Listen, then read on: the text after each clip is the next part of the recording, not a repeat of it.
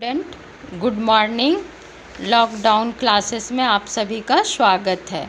तो बच्चों, हम लोग इकोनॉमिक्स में पढ़ रहे थे, 10 क्लास का इकोनॉमिक्स। उसमें पढ़ रहे थे हम लोग भारतीय अर्थव्यवस्था के क्षेत्रक। तो उसमें हम लोग प्राथमिक क्षेत्रक, द्वितीय क्षेत्रक और तृतीय क्षेत्रक के बारे में पढ़े पिछले वीडियो में, और प्रच्छन्न बेरोजगारी क्या है उसके बारे में भी जाने। आज हम लोग पढ़ने जा रहे हैं संगठित और असंगठित के रूप में क्षेत्रकों का विभाजन कैसे किया जाता है, या संगठित या असंगठित क्षेत्रक किसे कहते हैं, इसके बारे में हम लोग आज पढ़ेंगे।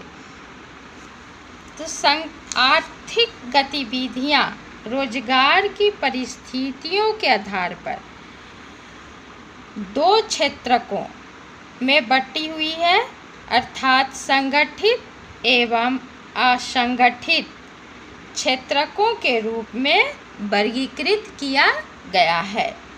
संगठित क्षेत्रक में रोजगार की शर्तें कर्मचारियों को बता दी जाती है तथा प्रत्येक कर्मचारी को इन शर्तों का पालन करना पड़ता है। इसके अतिरिक्त असंगठित क्षेत्रक में कोई नियम एवं नियमन नहीं होता है। सामान्यतया इस क्षेत्रक में कर्मचारी किसी भी प्रकार के नियम का पालन नहीं करते हैं। संगठित क्षेत्रक सरकार द्वारा पंजीकृत होता है तथा इन्हें सरकार के नियमों एवं नियमनों का पालन करना पड़ता है।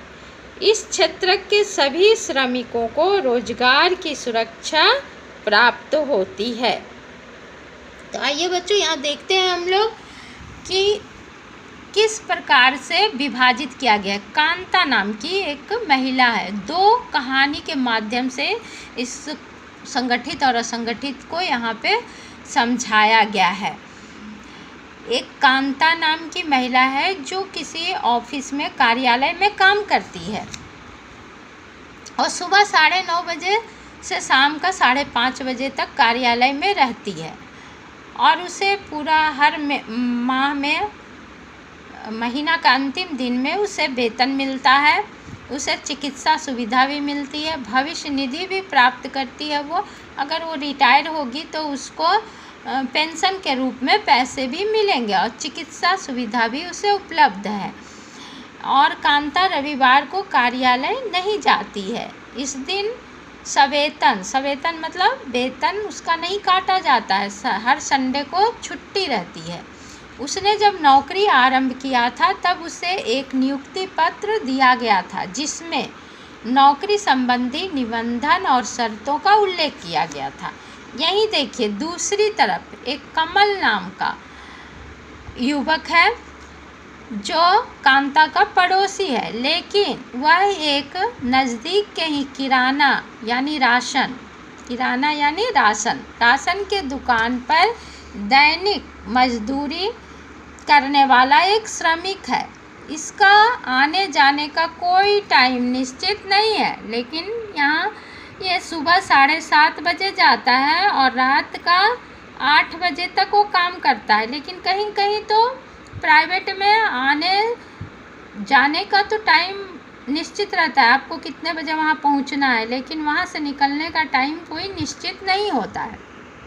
फिर भी यहाँ समझाने के लिए दिया गया है कि वो 7:30 बजे दुकान पर जाता है और शाम 8 बजे तक काम करता है। उसे अपनी मजदूरी के अतिरिक्त अन्य कोई भत्ता नहीं मिलता है। यहाँ तक कि जिस दिन वो छुट्टी लेता है उस दिन के उसके वेतन भी काट दिए जाते हैं, और कोई चिकित्सा सुविधा भी उसे उपलब्ध नहीं है, और ना ही उसे भविष्य निधि मिलेगा, और ना ही उसे पेंशन के रूप में कोई पैसे मिलेंगे। तो संगठित क्षेत्रक क्या है बच्चों? संगठित क्षेत्रक होता है जो सरकारी होता है या सरकार द्वारा पंजीकृत किया गया होता है, और बहुत सारे नियम होते हैं, उन नियमों को पालन किया जाता है। और असंगठित क्षेत्रक जो है वो प्राइवेट होता है, वो उसमें किसी तरह का पंजीयन नहीं किया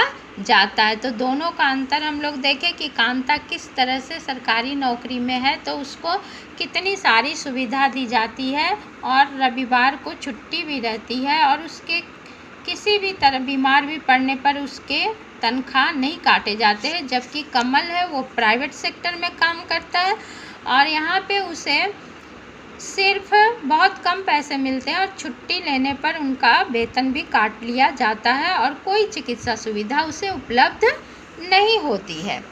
कांता संगठित क्षेत्र में काम करती है। संगठित क्षेत्र में वे उद्यम अथवा कार्यस्थल आते हैं जहां रोजगार की अवधि नियमित होती है और इसलिए लोगों के पास सुनिश्चित काम होता है। उन्हें सरकारी नियमों एवं विनियमों का अनुपालन करना होता है। इन नियमों एवं विनियमों का अनेक विधियों जैसे कि कारखाना अधिनियम, न्यूनतम मजदूरी अधिनियम, सेवा अनुदान अधिनियम, दुकान एवं प्रतिष्ठान अधिनियम इत्यादि में उल्लेख किया गया है। इसे संगठित क्षेत्र कहते हैं और इसे संगठित क्षेत्र कहते हैं क्योंकि इसकी कुछ औपचारिक प्रक्रिया एवं कार्य अवधि है। कुछ लोग किसी के द्वारा नियोजित नहीं होते हैं बल्कि वे स्वतः काम कर सकते हैं। इसे किसी ने नहीं रखा है बल्कि ये सरकारी नौकरी में है, परंतु वे भी अपने को सरकार के समक्ष पंजीकृत कराते हैं और नियमों एवं विनियमों का अनुपालन करते हैं। संगठित क्षेत्र के कर्मचारियों को रोजगार सुरक्षा के लाभ मिलते हैं। उन्हें डर नहीं होता है कि उन्हें नौकरी से निकाल दिया जाएगा। उनसे एक निश्चित समय तक ही काम करने का निर्देश रहता है। यदि वे अधिक काम करते हैं तो नियोक्ता जिन्होंने उन्हें रखा है उन्हें अतिरिक्त वेतन दिया जाता है जिसको क्या कहते हैं ओवर टाइम के अलग से वेतन मिलते हैं। वे नियोक्ता से कई दूसरे लाभ भी प्राप्त कर सकते हैं। ये लाभ क्या है? ये लाभ है सवेतन छुट्टी। जब उन्हें छुट्टी लेते हैं तो उनका पेमेंट जो है वो नहीं काटा जाता है। अवकाश काल में भुगतान, छुट्टी का भी पैसा उन्हें मिलता है। भविष्य निधि, सेवा अनुदान इत्यादि पाते हैं।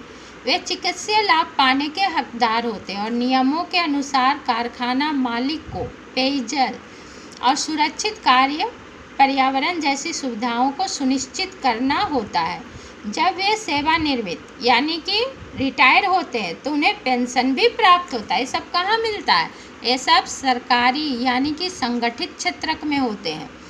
इसके उल्टा विपरीत यानी इसके उल्टा असंगठित क्षेत्र में जहाँ कमल काम कर रहा था, असंगठित क्षेत्र छोटी छोटी और बिखरी इकाइयों जो अधिकांशतः सरकारी नियंत्रण से बाहर होती है से निर्मित होता है। इस क्षेत्र के नियम और विनियम तो होते हैं परंतु उनका अनुपालन नहीं होता है। वे कम वेतन वाले रोजगार है और प्रायः नियमित नहीं है और इनकी नौकरी जो है वो नियमित नहीं है। जब चाहे तब इन्हें हटा दिया जा सकता है। यहाँ अतिरिक्त समय में काम करने, सवेतन छुट्टी, अवकाश, बीमारी के कारण छुट्टी इत्यादि का कोई प्रावधान नहीं है। रोजगार सुरक्षित नहीं है। श्रमिकों को बिना किसी कारण काम से हटाया जा सकता है। कुछ मौसमों में जब काम कम होता है तो कुछ लोगों को काम से छुट्टी दे दी जाती है और तो और जब अगर मौसम के अनुसार उनका काम रहता है, जैसे कि कोई स्वेटर के दुकान में या ऊनी कपड़े के दुकान में काम करता है तो मौसम ख़त्म हो जाने पर उनको वहाँ से हटा दिया जाता है। जैसे ठंड के दिनों में कोई बर्फ़ की फैक्ट्री में काम करता है तो वहाँ से उनको हटा दिया जा सकता है क्योंकि वहाँ काम नहीं होता है। तो कुछ लोगों को काम से छुट्टी दे दी जाती है। बहुत से लोग नियोक्ता की पसंद पर भी निर्भर करता है। बहुत से लोग जो है वो मालिक की पसंद पर भी निर्भर करता है। मालिक जिसे चाहे जब चाहे हटा सकता है। इस क्षेत्र में काफ़ी संख्या में लोग अपने अपने छोटे कार्यों जैसे कि सड़कों पर विक्रय, ठेला लगा के सामान बेचना अथवा मरम्मत कार्य वे स्वतः नियोजित हैं। इसी प्रकार किसान अपने खेतों में काम करते हैं और ज़रूरत पड़ने पर मजदूरी पर श्रमिकों को लगाते हैं। किसान भी अपने खेतों में काम करने के लिए ज़रूरत पड़ने पर अतिरिक्त मजदूरों को लगाते हैं, लेकिन जब खेती का मौसम नहीं होता है तो उन मजदूरों को वहाँ से हटा दिया जाता है। तो ये भी असंगठित क्षेत्र हुआ। असंगठित क्षेत्र के श्रमिकों का संरक्षण कैसे हो? अब सवाल है कि असंगठित क्षेत्र में जो श्रमिक काम कर रहे हैं उनको कैसे संरक्षण दिया जाए ताकि उनकी नौकरी ना छूटे और उनके मालिक जो हैं वो उनसे मनमाना ना करे।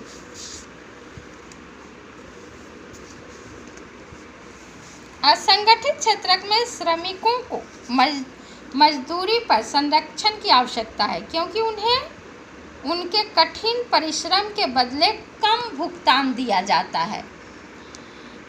श्रमिकों की नौकरी की सुरक्षा नहीं होती है, क्योंकि उन्हें उनके नियोक्ता द्वारा किसी भी समय बिना किसी कारण के कार्य से निकाला जा सकता है। स्वास्थ्य सुविधाएं श्रमिकों को उचित रूप से उपलब्ध होनी चाहिए, लेकिन ऐसा नहीं है। आइए इसके बारे में हम लोग जानते हैं बच्चों। असंगठित क्षेत्र के श्रमिकों को कैसे संरक्षण दिया जाए। संगठित क्षेत्र अत्यधिक मांग पर ही रोजगार प्रस्तावित करता है, लेकिन संगठित क्षेत्र में रोजगार के अवसरों में अत्यंत धीमी गति से वृद्धि हो रही है। सबको तो संगठित क्षेत्र में काम करना चाहिए, लेकिन संगठित क्षेत्रों में उतना काम नहीं है और ये बहुत धीमी गति से इसमें रोजगार की वृद्धि हो रही है, इसलिए सभी लोगों को संगठित क्षेत्र में काम नहीं मिल पाता है। यह भी आमतौर पर पाया जाता है कि संगठित क्षेत्र असंगठित क्षेत्र के रूप में काम करते हैं। वे ऐसी रणनीति, कर वंचन एवं श्रमिकों को संरक्षण प्रदान करने वाली विधियों के अनुपालन से बचने के लिए अपनाते हैं। परिणामतः बहुत अधिक श्रमिक असंगठित क्षेत्र में काम करते हैं और अभी बहुत से व्यक्ति जो है वो असंगठित क्षेत्र में काम करते हैं और या तो काम करने के लिए विवश हैं, जो बहुत ही कम वेतन उन्हें प्राप्त होता है। उनका प्रायः शोषण भी किया जाता है, ज़रूरत से ज़्यादा उनसे काम लिया जाता है और हर समय उनको उनकी नौकरी जाने का भी डर होता है। और इसमें रोजगार में संरक्षण नहीं है और ना ही इसमें कोई लाभ है। किसमें? असंगठित क्षेत्र में।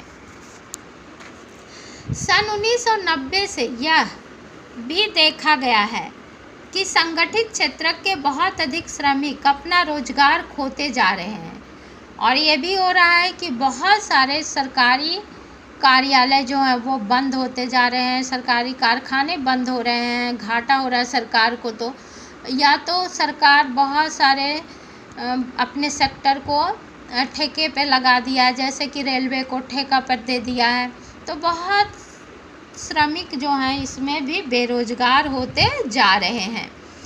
ये लोग असंगठित क्षेत्र में कम वेतन पर काम करने के लिए विवश हो जाते हैं, अतः संगठित क्षेत्र में और अधिक रोजगार की आवश्यकता है।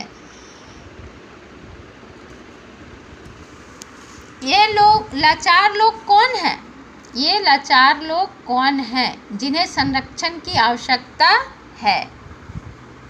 ग्रामीण क्षेत्रों में असंगठित क्षेत्र मुख्यतः भूमिहीन कृषि श्रमिकों, छोटे और सीमांत किसानों, फसल बटाईदारों और कारीगरों जैसे कि बुनकरों, लुहार, बढ़ई और सुनार, ये लोग ज़्यादा असंगठित क्षेत्र में और लाचार व्यक्ति हैं जो असंगठित क्षेत्र में काम कर रहे हैं। भारत में लगभग 80% ग्रामीण परिवार छोटे और सीमांत किसानों की श्रेणी में आते हैं। इन किसानों को समय से बीज, कृषि उपकरणों, साख, भंडारण सुविधा और विपणन केंद्र की पर्याप्त सुविधा उपलब्ध कराने की ज़रूरत है।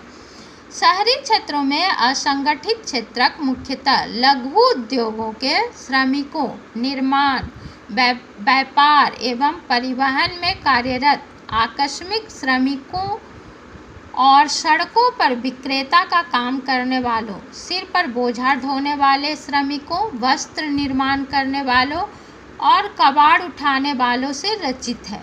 लघु उद्योगों को भी कच्चे माल की प्राप्ति और उत्पादन के विपणन के लिए सरकारी मदद की आवश्यकता होती है। आकस्मिक श्रमिकों को शहरी और ग्रामीण दोनों क्षेत्रों में संरक्षण दिए जाने की ज़रूरत है।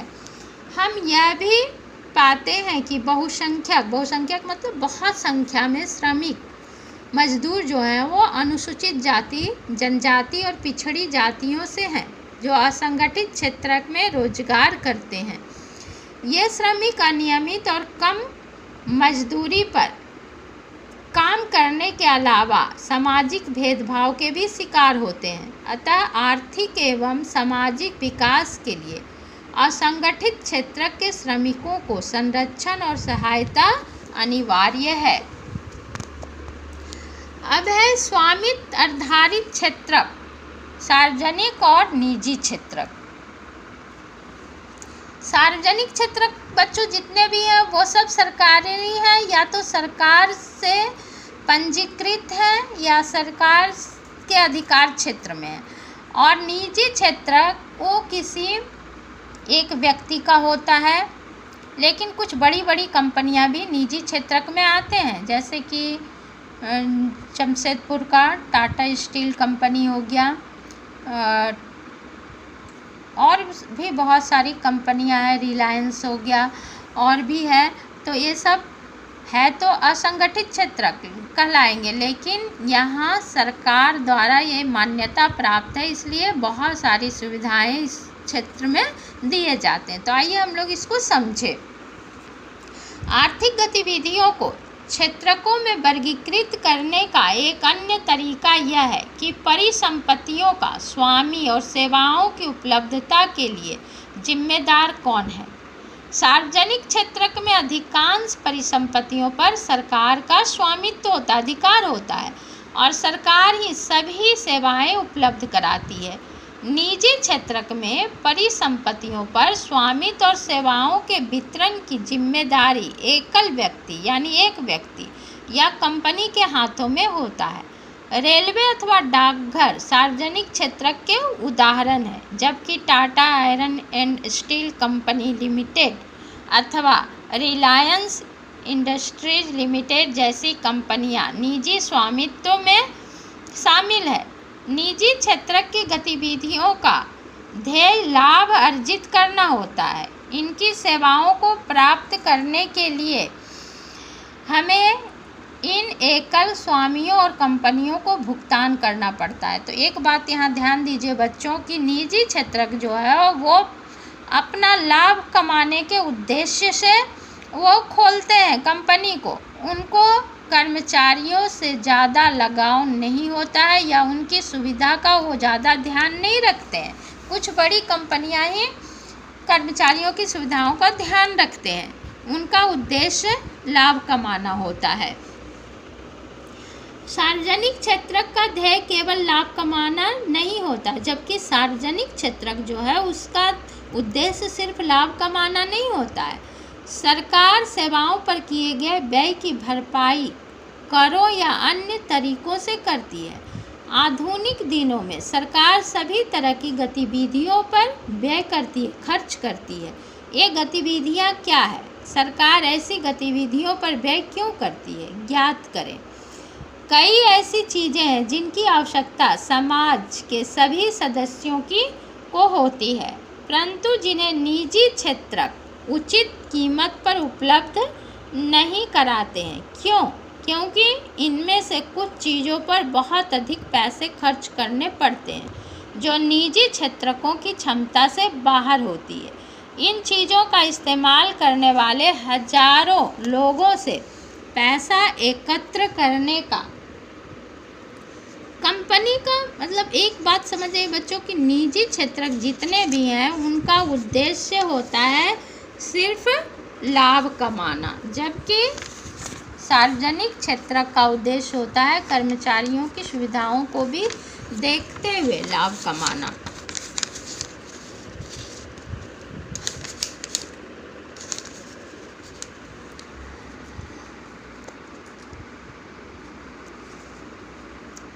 यदि सरकार चीज़ों को उपलब्ध कराते हैं तो इनकी ऊंची कीमतें वसूलते हैं।